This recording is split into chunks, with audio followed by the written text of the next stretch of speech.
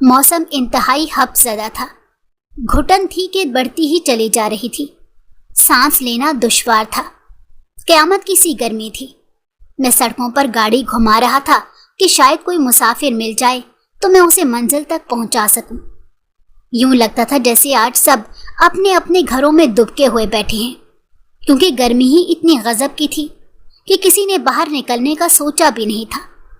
लेकिन मैं अपने पेट के लिए, अपनी रोजी रोटी के लिए सऊदीया की सड़कों पर टैक्सी चला रहा था।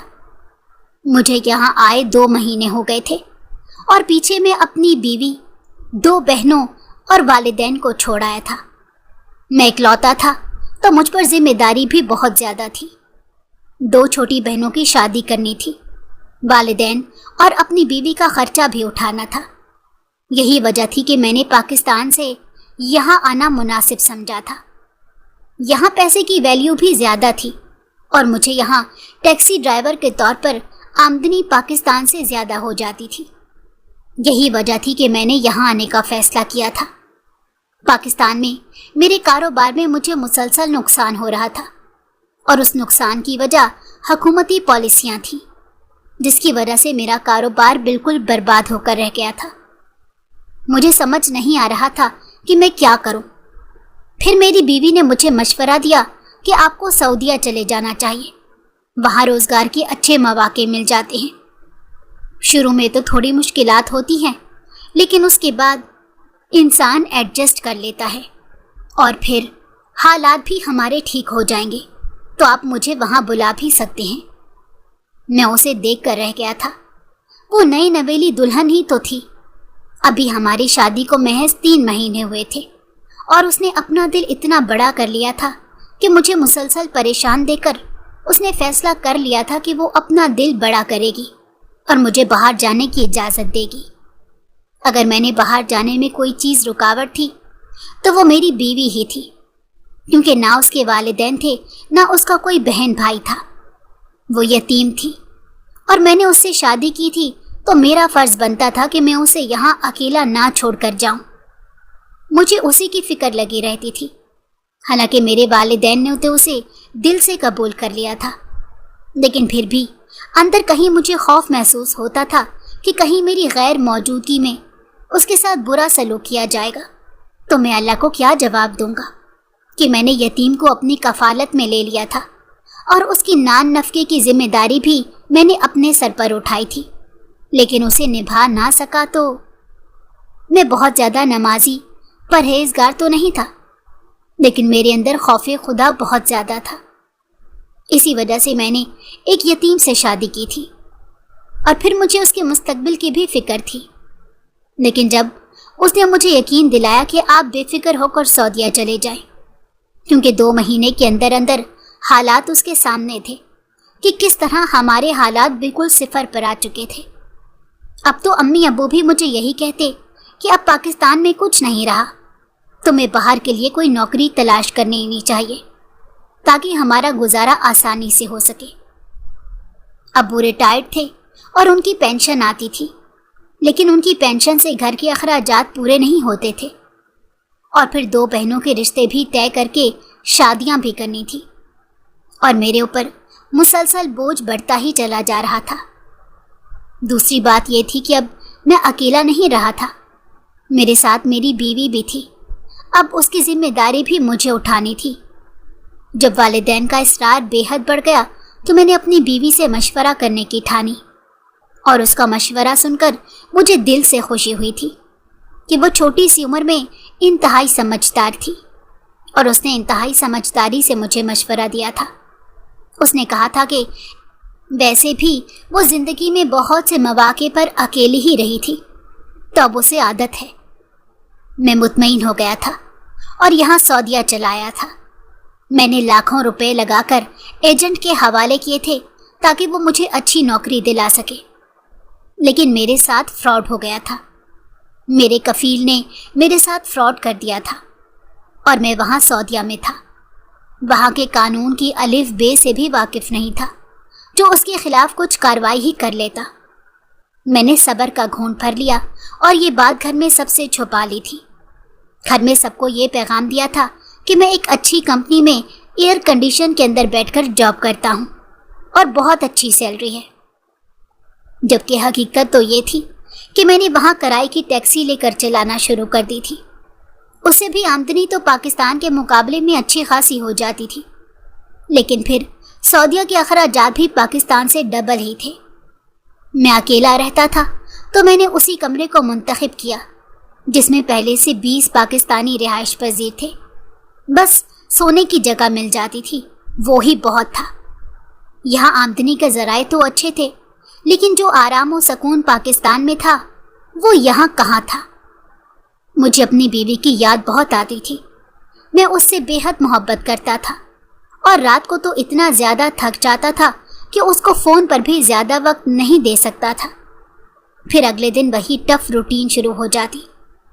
میں واپس پاکستان آنا چاہتا تھا، لیکن پھر میرے نصیب میں ذلت اور رسوائی ہی لکھتی جاتی، اور والدین نے ویسے بھی اتنا زیادہ اصرار کر کے مجھے یہاں بھیجا تھا کہ میں وہاں دوبارہ پلٹ کر اگر جانا بھی چاہوں تو نہیں جا سکتا تھا۔ میں بھی نہ جانے یادوں کے کن بھنور میں کھو گیا تھا۔ ہوش تو تب آیا جب فون کی گھنٹی مسلسل بج رہی تھی اور میں ڈرائیونگ کر رہا تھا۔ میں نے بلوٹوتھ آن کر کے فون سنا۔ میری ماں کا فون تھا۔ انہوں نے جو مجھ سے کہا تھا، گاڑی مجھ سے ڈول گئی تھی۔ ان کی بات ہی ایسی تھی کہ میرا دل بیٹھا جا رہا تھا۔ میں لمبی سڑک پر گاڑی چلا رہا تھا اور گاڑی میرے ہاتھوں سے بار بار آؤٹ آف کنٹرول ہو رہی تھی۔ میرے پسینے چھوٹ رہے تھے اور میں غصے کی انتہا پر تھا۔ میں نے کچھ بھی نہیں پوچھا تھا، بس فون سن کر رکھ دیا۔ یہ کیسے ہو سکتا تھا؟ یہ کیسے ممکن ہے؟ میری بیوی تو بہت زیادہ پارسا تھی، مجھ سے بہت محبت کرتی تھی، میرا اتنا خیال رکھتی تھی، مذہبی تھی، پرہیزگار تھی، اور اب جو مجھے فون پر بولا گیا تھا وہ تو بالکل اس کے الٹ ہے۔ اچانک سامنے سے بڑا ٹرک گزر رہا تھا۔ میں انہی سوچوں کے درمیان ڈاما ڈول تھا۔ ٹرک مجھے سائڈ دے کر گزر گیا۔ اگر میں بریک نہ لگاتا تو نہ جانے کیا ہو جاتا۔ سڑک ختم ہو چکی تھی اور میں نے گلی پر گاڑی روک دی تھی اور باہر نکل کر لمبے لمبے سانس لینا شروع کر دیے تھے۔ میں نے ماں کی بات کو دوبارہ یاد کرنے کی کوشش کی کہ اس نے کیا کہا تھا۔ اس نے مجھے کہا تھا کہ تو جلدی واپس آ جا، تیری بیوی حاملہ ہو گئی ہے۔ میں نے اسے رنگے ہاتھوں پکڑا ہے اور یہ بچہ ندیم کا ہے۔ یہ ان کے جملے تھے یا کوئی بم جو میرے اوپر گرائے گئے تھے اور جسے میں سہ نہ سکا تھا۔ میرے سینے میں ایک درد اٹھا تھا جسے میں نے بامشکل پانی پی کر کنٹرول کرنے کی کوشش کی تھی۔ میں نے حساب کتاب لگانا شروع کر دیا تھا کہ اب مجھے آگے کیا کرنا چاہیے۔ کیا مجھے پاکستان جا کر ساری صورتحال دیکھنی چاہیے یا مجھے یہیں رہ کر اپنی بیوی کو فون کر کے سب کچھ پوچھنا چاہیے؟ لیکن جس طرح سے ساری باتیں مجھے کہی گئی تھیں، بیوی کا نام بھی ذہن میں آتے ہی مجھے اس کے خلاف اپنے اندر زہر بھرتا نظر آ رہا تھا۔ میں نہیں چاہتا تھا کہ کچھ بھی غلط ہو، لیکن کم از کم میں اتنا تو حق رکھتا تھا کہ اس کی وجہ جان سکوں۔ ہماری شادی کو تو ابھی محض 3 مہینے بھی مشکل سے ہوئے تھے اور میں دوسرے مہینے میں ہی یہاں آ گیا تھا۔ وہ اتنی زیادہ جلدی مجھ سے بے وفائی کرے گی میرے ذہن و گمان میں بھی نہیں تھا۔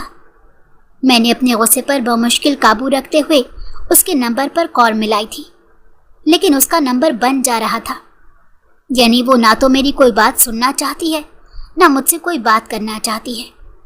ابھی پرسوں ہی تو میری اس سے بات ہوئی تھی، تو وہ مجھے بے حد یاد کر رہی تھی اور میں نے اسے تسلی دی تھی کہ جلد ہی میں اسے اپنے پاس بلا لوں گا۔ لیکن ایک دن میں یہ کیسے کایا پلٹ گئی تھی؟ حالانکہ جب میں آیا تھا تو وہ خوش تھی اور فون پر بھی مجھے بتایا کرتی تھی کہ والدین کا رویہ اس کے ساتھ اچھا ہے، اور اس کے بعد وہ بس ہم دونوں کی باتیں ہی کرنا چاہتی تھی۔ ہم دونوں فون پر ایک دوسرے سے بات کرتے تھے تو جیسے کھو سے جاتے تھے۔ مجھے اس کے کسی رویے سے ایسا محسوس نہیں ہوا تھا کہ وہ مجھ سے اس طرح بے وفائی کرے گی۔ میرے دل اور دماغ کی جنگ جاری تھی۔ ایک کہتا تھا کہ وہ وفادار ہے اور دوسرا کہتا تھا کہ وہ بے وفا ہے، اور ان دونوں کی لڑائی میں میں گھن چکر بن کر رہ گیا تھا۔ میں نے سوچ لیا تھا کہ میں اگلی فلائٹ سے ہی پاکستان جاؤں گا، وہاں جا کر ساری صورتحال معلوم کر لوں گا، لیکن یہ چند گھنٹے میرے لیے کسی وبال سے کم نہیں تھے۔ میں ٹیکسی اپنی مطلوبہ جگہ کھڑی کر کے دوبارہ اس ڈربے پر آ گیا تھا جہاں 20 لوگ رہتے تھے اور اس وقت 15 لوگ موجود تھے۔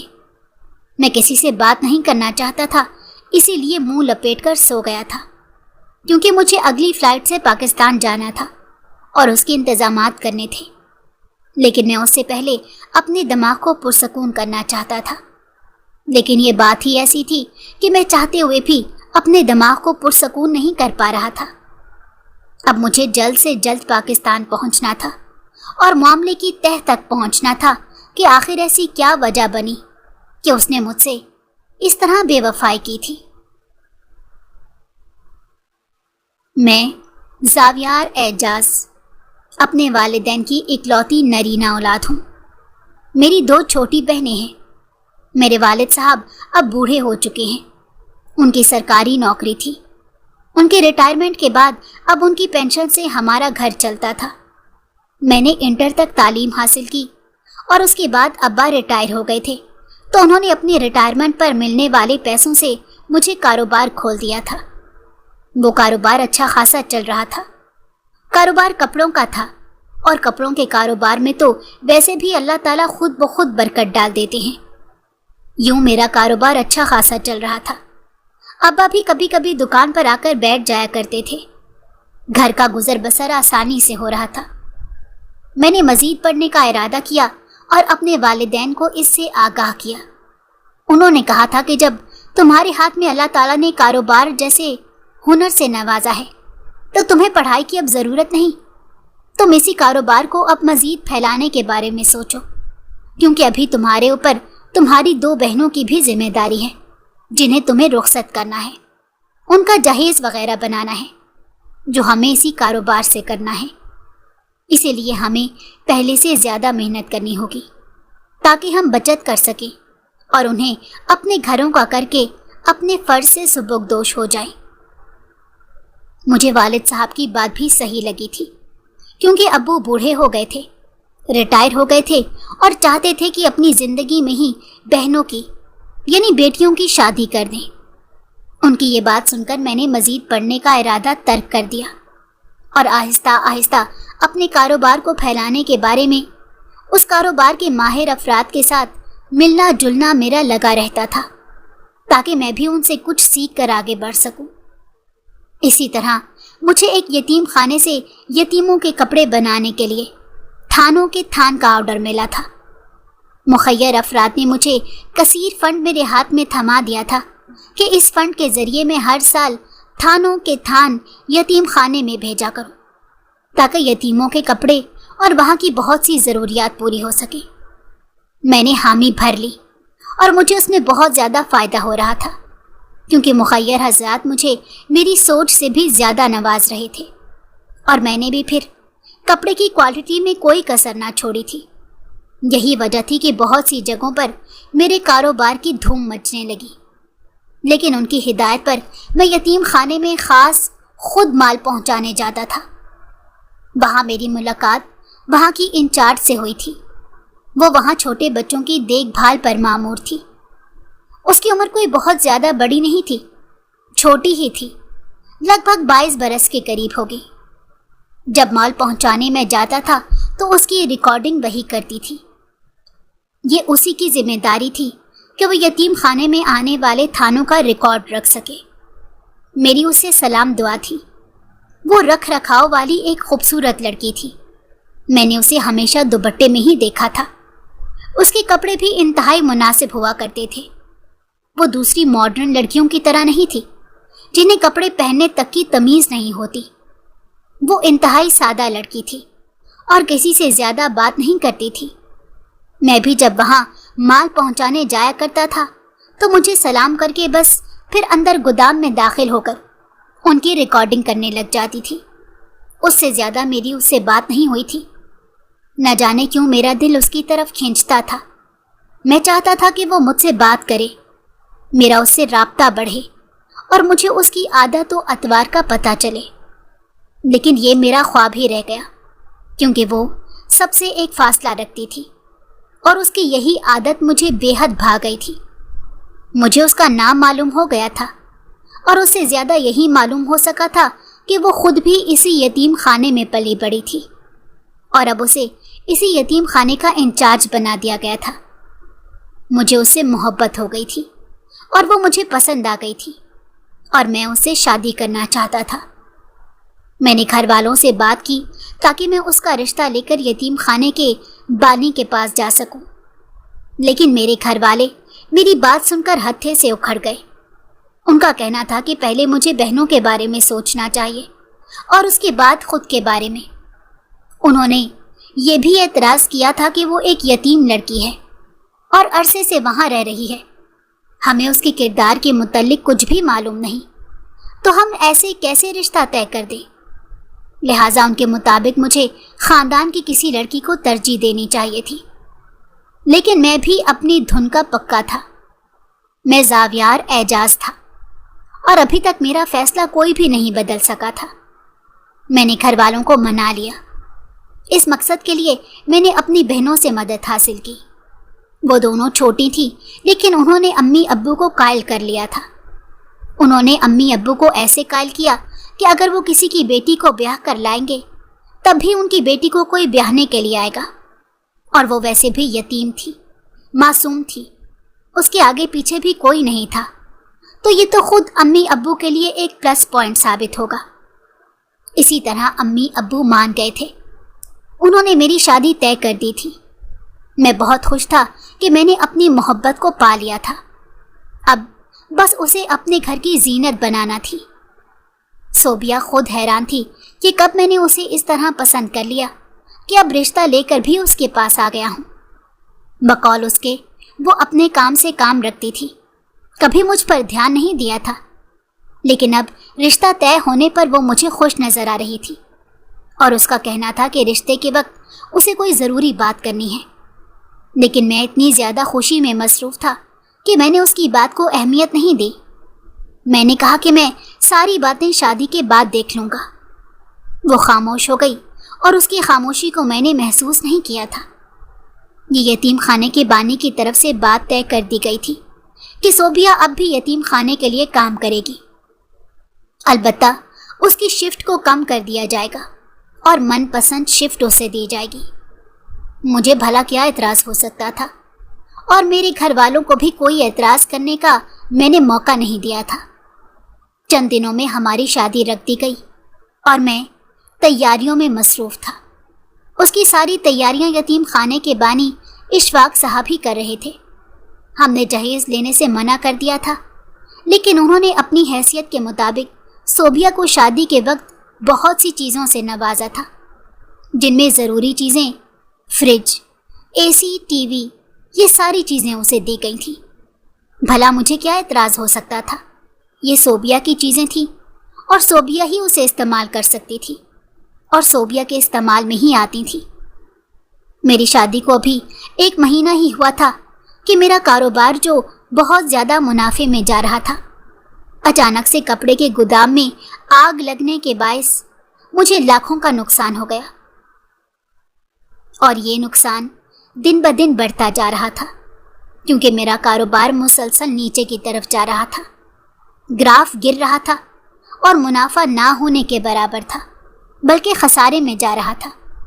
میں نے اس بات کا ذکر صوبیہ سے کیا تھا۔ اس نے کہا کہ وہ یہ بات یتیم خانے کے بانی اشفاق کے بیٹے ندیم سے کرے گی، اور وہ ہمیں کچھ قرضہ فراہم کر دیں گے تاکہ ہم دوبارہ سے اپنے پیروں پر کھڑے ہو سکیں۔ مجھے اس کی بات پسند آئی تھی۔ ویسے بھی مجھے اپنی محنت پر یقین تھا کہ میں جلد ہی اس نقصان سے نکل آؤں گا اور قرضہ واپس کر دوں گا۔ میں نے گھر میں کسی کو یہ بات نہیں بتائی تھی، لیکن میں الٹا اور زیادہ قرضے میں گر گیا اور نقصان بڑھتا چلا جا رہا تھا۔ ایسے میں مگر مجھ پر گھر والوں کا دباؤ بھی بڑھ گیا تھا، لیکن میں نے میری دلہن صوبیہ کو چھوڑ کر نہیں جانا چاہتا تھا۔ میں اسے بہت محبت کرتا تھا اور میرا دل چاہتا تھا کہ ہر وقت اسے اپنی نظروں کے سامنے رکھا کروں۔ وہ تھی بھی خوبصورت اور اس کی خوبصورتی میرے دل میں گھر کر جاتی تھی۔ وہ اب میری بیوی بن چکی تھی اور میرا اسے دور جانے کا کوئی ارادہ نہیں تھا، لیکن دوسری طرف کاروبار تھا، گھر تھا، بہنوں کی ذمہ داریاں تھیں، تو ایسے میں گھر والوں کا اصرار دن بدن بڑھتا جا رہا تھا۔ میں نے اپنی بیوی سے بات کر لی اور اس نے مجھے تسلی دی اور کہا تھا کہ آپ بے فکر ہو جائیں، وہ کچھ بھی واویلا نہیں کرے گی اور صبر سے انتظار کرے گی۔ میں نے اس موقع پر اللہ کا لاکھ شکر ادا کیا کہ اس نے میری نہ جانے کس نیکی کی بدولت مجھے صوبیہ سے نوازا تھا۔ میں نے ایک ایجنٹ سے بات کر لی، اس نے مجھے سعودیہ میں ایک اچھی ملٹی نیشنل کمپنی میں جاب کی یقین دہانی کرا دی۔ اس نے مجھے فیس کی مد میں لاکھوں روپے مانگے تھے، تقریباً 5 لاکھ ادا کرنے کو کہا تھا۔ میں نے صوبیہ سے یہ بات کی تھی، اس نے مجھے منع کیا کہ کہیں یہ ایجنٹ آپ کو دھوکہ نہ دے دے، کسی نوکری کے لیے تو اتنے زیادہ پیسے نہیں لیے جاتے، جس پر میں نے اسے کہا کہ وہ نہ صرف میری نوکری کا ارینج کرے گا بلکہ میرے لیے رہائش وغیرہ کا بھی انتظام کر کے رکھے گا۔ لیکن یہ میری خام خیالی تھی۔ میں سعودیہ کے لیے نکل گیا اور تب مجھے پتا چلا کہ اس نے مجھے دھوکہ دیا تھا، اور یہ بات مجھے سعودیہ کی سرزمین پر پتا چلی تھی۔ اب کچھ بھی نہیں ہو سکتا تھا، میں واپس نہیں جا سکتا تھا، میرے 5 لاکھ روپے بھی ڈوب گئے تھے۔ میں نے اپنا ذہن لڑانا شروع کیا اور ایک دوسرے کفیل سے بات کی۔ اس نے مجھے ایک ہی مشورہ دیا کہ کرائے کی ٹیکسی لے کر چلانا شروع کر دوں، پھر سب پاکستانی یہاں پر زیادہ تر یہی کام کرتے ہیں اور ان سے اچھی خاصی کمائی ہو جاتی ہے۔ میں نے سوائے صوبیہ کے کسی کو بھی یہ بات نہیں بتائی تھی اور اللہ کا نام لے کر ٹیکسی لے کر چلانا شروع کر دی تھی۔ اس میں بھی کمائی اچھی خاصی تھی، لیکن محنت اس سے زیادہ تھی۔ سعودیہ کی سخت گرمی میں سڑکوں پر اس طرح گاڑی چلاتے رہنا آسان نہیں تھا، لیکن میں نے پھر بھی اس مشکل کو چنا تھا، کیونکہ میرے والدین کی امیدیں مجھ سے تھیں اور مجھے میری بہنوں کی بھی شادی کرنی تھی۔ میں نے پہلی کمائی کر کے بھیجی تھی تو اماں بہت زیادہ خوش ہو گئی تھی۔ میں نے صوبیہ کے لیے بھی خرچے کے الگ سے پیسے بھیجے تھے، تو اس نے شکریہ کا میسج کیا تھا اور کہا تھا کہ آج اسے بہت زیادہ اچھا محسوس ہوا ہے، کیونکہ آج اس کے محرم نے اس کے لیے خرچہ بھیجا ہے۔ ان 2 لوگوں کی خوشی نے مجھے اندر تک شاد کر دیا تھا اور میں نے پہلے سے زیادہ توجہ سے کام کرنے لگا تھا، لیکن مجھے کیا پتا تھا کہ میری یہ خوشی عارضی ثابت ہوگی اور ایک فون کال میری پوری زندگی بدل کر رکھ دے گی۔ مجھے یہاں آئے ہوئے 2 مہینے گزرے تھے کہ میری ماں کا فون آیا اور میری زندگی کو تہس نہس کر دیا۔ میں خوش تھا، بہت خوش تھا، اور اپنی بیوی کو بہت زیادہ یاد کرتا تھا، یہاں تک کہ کام سے گھر واپس آنے تک صرف اسی کے فون کا انتظار کیا کرتا تھا، اور جب وہ فون کرنے میں دیر لگا دیتی تھی تو میں خود اسے فون کر لیا کرتا۔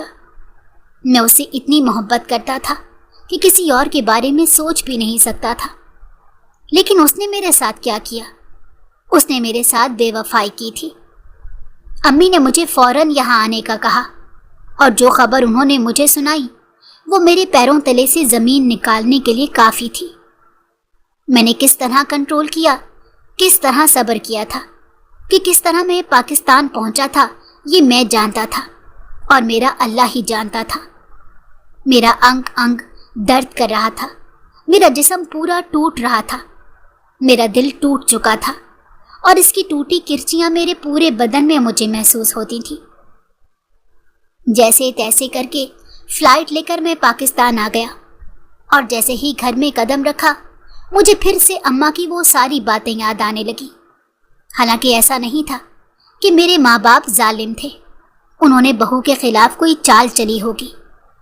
میں اچھی طرح جانتا تھا، کیونکہ صوبیہ نے کبھی گھر والوں کی شکایت نہیں کی تھی اور مجھے ہمیشہ خوش محسوس ہوتی تھی۔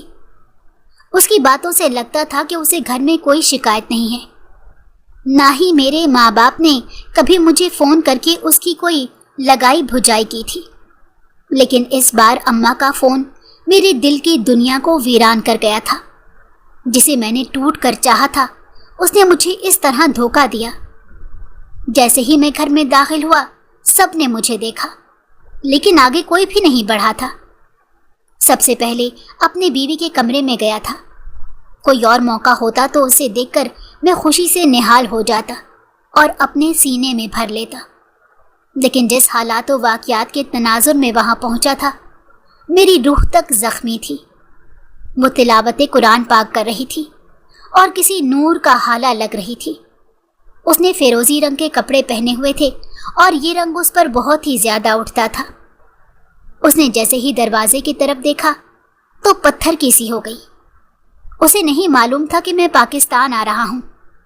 वो मेरी तरफ बढ़ी और मुस्कुराई थी, लेकिन ये क्या, मैंने उसकी मुस्कुराहट का जवाब उसके मुंह पर तमाचा मार कर दिया था।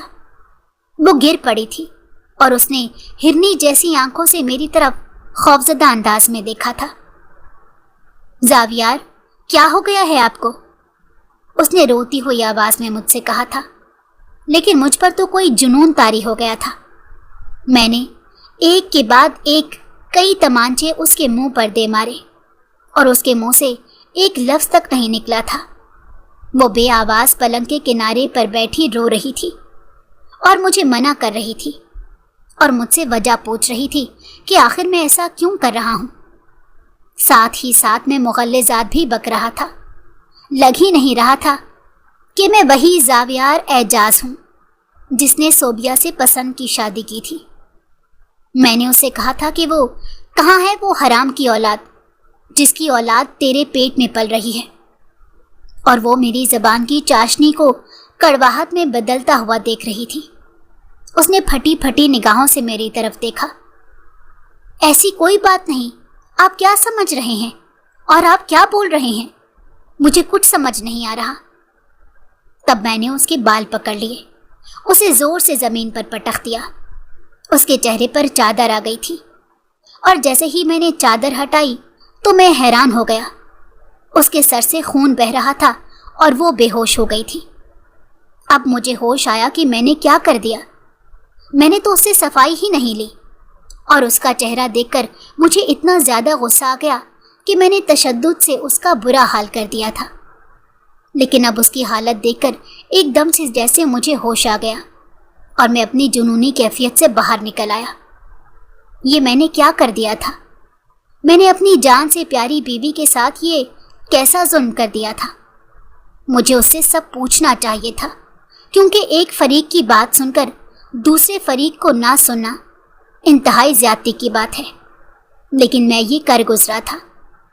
उसके बाद मैं उसे हॉस्पिटल ले जाने के लिए बाजुओं में उठा कर ले जा रहा था, जब मेरी माँ ने देखा और कहा कि मर जाने दे इसे, पड़ा रहने दे इसे वहीं, न जाने किस हराम की औलाद को अपने पेट में पाल रही है। लेकिन मैंने अपनी माँ की ना सुनी थी, यहाँ तक कि उन्होंने अपने हाथ में पकड़ी रिपोर्ट भी मेरे मुंह पर दे मारी। लेकिन मैं एक इंसान तो था ना।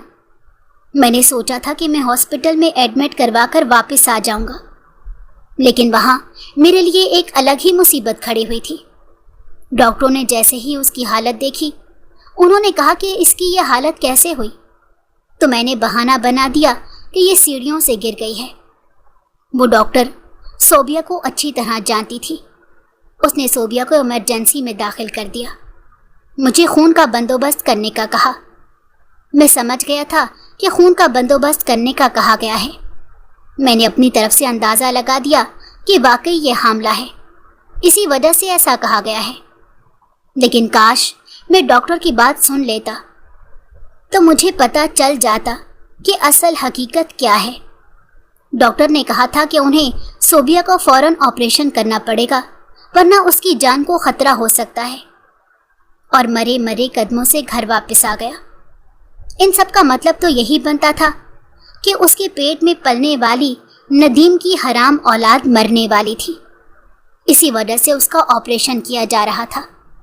घर आया तो वहाँ नदीम पहले से मौजूद था। मुझे उसे देखकर गुस्सा आ गया। उसने मुझे देखा तो हैरान हुआ कि आप सऊदीया से कब वापस आए। तभी मैंने उससे कहा कि जब तुम्हारी और सोबिया की रंग रलियों का मुझे इल्म हुआ तो मैं भी सऊदीया से वापस आ गया। और अब तुम यहाँ क्या लेने आए हो? मुझे बर्बाद करके میری عزت کو نیلام کر کے یہاں کیا لینے آئے ہو؟ ندیم نے آگے بڑھ کر مجھے ایک زوردار تھپڑ رسید کیا اور وہاں بیٹھے سارے لوگوں کو سانپ سونک گیا۔ آپ کا دماغ خراب ہے، آپ جانتے بھی ہیں کہ آپ کیا کہہ رہے ہیں؟ صوبیہ میرے لیے بہنوں کی طرح ہیں، نہ جانے آپ کے دماغ میں فطور کس نے بھرا۔ میں نے اس کا گریبان پکڑ لیا تھا اور کہا کہ اس کے پیٹ میں پلنے والا بچہ تمہارا ہے، یہی سچ ہے نا؟ اور مجھے پتہ بھی چل گیا ہے کیونکہ وہ اس وقت ہاسپٹل میں ہے، اس کا آپریشن چل رہا ہے۔ اور جاؤ، تمہیں مبارک ہو، تمہارا بچہ اس دنیا میں آنے والا ہے، مردہ ہی صحیح لیکن اس دنیا میں تو آئے گا۔ اور اس نے ایک دم سے میرا گریبان چھڑوا کر میرے منہ پر ایک اور تمانچہ دے مارا۔ شرم آنی چاہیے آپ کو یہ بات کرتے ہوئے، صوبیہ حاملہ نہیں ہے، یہ بات آپ سے کس نے کہی ہے؟ تبھی میری ماں نے اپنے پاس پڑی پریگننسی کی رپورٹ اٹھا کر دی اور اسے پڑھتے ہی اس نے اپنا سر ہاتھوں میں گرا لیا تھا۔ اس نے کہا تھا کہ زاویار بھائی، آپ نے کیا کر دیا ہے؟ آپ کو پتہ ہے یہ صوبیہ ہمارے یتیم خانے میں رہنے والی 15 سالہ بچی کی رپورٹ ہے، اس کا نام بھی صوبیہ ہے، اور ان دونوں کی رپورٹ ہی ہم اس دن ڈسکس کر رہے تھے۔ یہ کہہ رہے تھے کہ پھر اس بچے کا کیا ہونا چاہیے اور کیا اس بچے کو اس دنیا میں لانا چاہیے یا نہیں۔ اس بچی کا ریپ ہوا تھا اور اسی کا یہ نتیجہ نکلا تھا۔ اس کیس کو میں اور صوبیہ ہینڈل کر رہے تھے، لیکن آپ کی ماں نے صرف یہ چند باتیں سنی اور انہیں حقیقت کا کچھ علم نہیں تھا، اور انہوں نے آپ کو بتا دیا۔ اور آپ نے کیا کیا؟ آپ نے یتیم پر، اس معصوم پر اس قدر ظلم کیا کہ وہ ہاسپٹل میں زندگی اور موت کی کشمکش میں ہے۔ کیا آپ نے کبھی یہ معلوم کرنے کی کوشش کی کہ صوبیہ بھابھی کتنے عرصے سے بیمار ہیں؟ ان کے پیٹ میں ایک رسولی ہے، اور یہ بات ہم شادی سے پہلے ہی آپ کو بتا دینا چاہتے تھے۔ یہاں تک کہ صوبیہ نے مجھے بتایا کہ اس نے کئی بار زاویار کو یہ بات بتانے کی کوشش کی تھی، لیکن ہر بار کوئی نہ کوئی رکاوٹ آ جاتی، یا وہ میری بات نہ سنتے یا کوئی اور بات آ جاتی، جس کی وجہ سے میں انہیں نہیں بتا پائی تھی کہ میرے پیٹ میں رسولی ہے جو دن بدن بڑھتی جا رہی ہے، جس کی وجہ سے میرا پیٹ بڑھتا جائے گا اور اس کا آپریشن ہمیں جلد کروانا پڑے گا۔ اس کا آپریشن رسکی ہے، لیکن آپریشن ہی اس کا واحد حل ہے۔ ندیم نے یہ کہا تھا تو میرے دماغ میں جھماکا ہوا تھا، اور صوبیہ کی وہ ساری باتیں گھوم رہی تھی جو اس نے مجھ سے کہی تھی۔ وہ مجھ سے لاتعداد بار کہہ چکی تھی کہ زاویار، مجھے آپ سے ضروری بات کرنی ہے، اور میں اپنی مستی میں مگن اس کی ضروری بات کبھی سن ہی نہیں پایا تھا۔ جب میں سوریا سے یہاں آیا تھا تو میری نظر اس کے بڑے ہوئے پیٹ پر گئی تھی، اور کانوں نے میری ماں کی وہ آواز سنی تھی جو اس نے مجھے فون پر کہی تھی۔ بس پھر پڑھے بغیر، اس سے پوچھے بغیر، میں نے اپنی طرف سے یہ مفروضہ گھڑ لیا تھا کہ ماں کی باتیں 100% سچ ہیں۔ حالانکہ میں سعودیہ سے پاکستان یہی معلوم کرنے آیا تھا کہ سچ کیا ہے، لیکن میں نے تو جیسے اپنا فیصلہ ہی سنا دیا تھا۔ ندیم تو فوراً اپنی بہن کی مدد کے لیے چلا گیا تھا۔ واقعی میں اس کی بہن ہی تو تھی، اس کی بڑی بہن۔ وہ نہیں چاہتا تھا کہ اس کی بہن کو کچھ ہو، اسی لیے مجھ سے پہلے ہاسپٹل چلا گیا۔ اسے وہاں انتظامات دیکھنے تھے۔ میں تو اتنا کٹھور نکلا کہ میں نے خون کا انتظام تک نہیں کیا اور اپنی صوبیہ کو مرنے کے لیے چھوڑ آیا۔ میں شرمندہ نگاہوں سے اپنے گھر والوں کی طرف دیکھ رہا تھا۔ وہ سب بھی خود سے منہ چھپا رہے تھے اور اپنے اپنے کمرے میں بند ہو گئے تھے، لیکن میں نے کیا کیا تھا؟ میں نے تو صوبیہ کو کہیں کا نہیں چھوڑا تھا۔ مجھے نہیں پتا تھا کہ اب مجھے معافی ملے گی یا نہیں۔ میں بستر پر گر گیا اور چاہتا تھا کہ مجھے موت آ جائے اور مجھے صوبیہ کا سامنا نہ کرنا پڑے۔ زندگی نے مجھے کس موقع پر لا کر کھڑا کر دیا تھا، اور اپنی جان سے پیاری بیوی کا کیا حال کر دیا تھا۔ ایک ذرا سی بدگمانی نے اسے موت کے دھانے تک پہنچا دیا تھا۔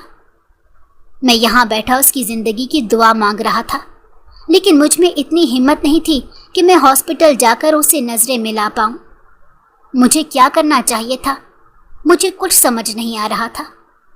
मैं ऊंचा लंबा मर्द ज़ारो कतार बैठकर अपने कमरे में रो रहा था। मुझे उसकी सिसकियां याद आ रही थी कि ज़ावियार मुझे मत मारें, मेरी बात सुन लें, आपको गलत फहमी हुई है, मैं बीमार हूँ ज़ावियार, मुझे ना मारें। और उसकी सफाइयों से मेरा पारा और ज़्यादा हाई हो रहा था और मैं उसे मारता चला जा रहा था, यहाँ तक कि वो बेहोश हो गई। लेकिन अब मुझे होश आया था तो क्या फ़ायदा, मैंने तो उसे मारने में कोई कसर ना छोड़ी थी। मैंने गिड़गिड़ाकर अल्लाह से दुआ की थी कि ना सिर्फ उसकी ज़िंदगी बचा ले बल्कि सोबिया मुझे माफ़ कर दे, और अगर मुझे अपनी ज़िंदगी से चले जाने का कहेगी तो मैं उसकी हर बात मान लूँगा। मेरा दिल दर्द से फटा जा रहा था और यूं लग रहा था कि अब मैं अगला सांस भी नहीं ले पाऊँगा। मेरे दिल की घुटन बढ़ती जा रही थी, लेकिन मैं उन तमाम चीज़ों पर काबू रखकर हॉस्पिटल आ गया था और नदीम पहले से मौजूद था। उसने मुझे देखकर बस इतना कहा कि ऑपरेशन हो गया है, लेकिन वो अभी भी होश में नहीं आई और मैंने अपने दिल पर बेख्तियार हाथ रख लिया।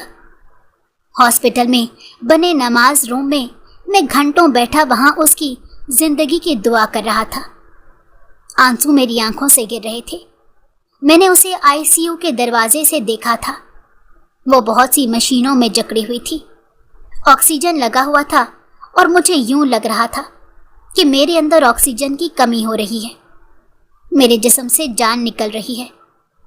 मैं उससे अभी उतनी ही मोहब्बत करता था, ये उसकी मोहब्बत में बहते आंसुओं से अंदाज़ा हो रहा था।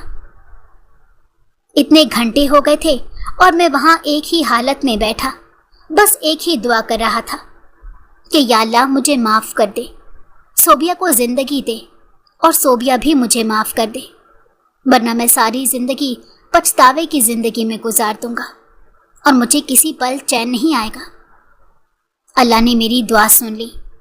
मेरी सोबिया होश में आ गई थी, लेकिन वो बात नहीं कर पा रही थी। मैंने उसे दूर से ही देखा था और नदीम से भी माफ़ी मांग ली थी और उसे ही उसका ख्याल रखने का कहा था। मैं वहीं हॉस्पिटल में मौजूद था, लेकिन उसका सामना नहीं कर पा रहा था। मुझे नहीं पता था कि वो मुझे देखकर रद्द-ए-अमल देगी। अगर उसने मुझे माफ़ नहीं किया और मुझे अपनी ज़िंदगी से चले जाने का कहा तो मैं तो वहीं ख़त्म हो जाऊंगा। यही डर था जो मुझे उसके पास जाने से रोक रहा था। नदीम ने मुझे बताया कि वो बेहतर हो रही थी और सेहत की तरफ जा रही थी। मैंने उससे पूछा कि क्या उसने तुमसे मेरा पूछा है, तो उसने कहा था कि वो कोई भी बात नहीं करती, बस खामोशी से खाना पीना खा लेती है। उसकी आंखों में वीरानी बासानी देखी जा सकती है। मैंने अपने लब भींच लिए थे। वो वहाँ से चला गया, लेकिन मेरे लिए बहुत से सवालिया निशान छोड़ गया। मैंने अपने दिल को मजबूत किया और हिम्मत करके उसके कमरे में चला आया। उसने नज़रें उठाकर मुझे देखा और देखकर रह गई। शायद उसके वहमो गुमान में भी नहीं था कि मैं हकीकत जान गया हूँ और मैं यहीं हॉस्पिटल में हूँ और कितने दिन से यहीं ठहरा हुआ हूँ। दूसरे ही पल उसने मुझे देखकर नज़रें फेर ली थी। उसका यूं नज़रें फेरना मेरे दिल पर छुरियां चला गया था। मैं टूट गया था और इस टूटे हुए दिल को समेटने के लिए ही उसके पास आया था। मैंने उसे पुकारा, सोबिया, मेरी सोबिया, मेरी सोबिया। उसने आंसुओं से भरी हुई पलकें उठाकर मेरी तरफ देखा। मैंने अपने दोनों हाथ जोड़ दिए, अपने सर को झुका दिया, फिर नज़रें झुका ली और उसके कदमों में बैठ गया। मैंने कहा कि मैं गुमराह हो गया था, मैं शैतान के वसवसे में आ गया था, उसके बहकावे में आ गया था। मुझसे गलती हो गई है सोबिया, तुम मुझे माफ़ कर दो, चाहे तुम उम्र भर के लिए सज़ा दे दो। हाथ जोड़े उसके सामने ज़ारो कतार रो रहा था। अब उसकी सिसकियों की आवाज़ मुझे अपने कानों में सुनाई दे रही थी। मैंने नज़र उठाकर देखा, मुंह पर हाथ रखकर आंखें बंद किए वो बेपनाह रो रही थी। मैं उठा, اس کی آنکھوں سے آنسو صاف کیے۔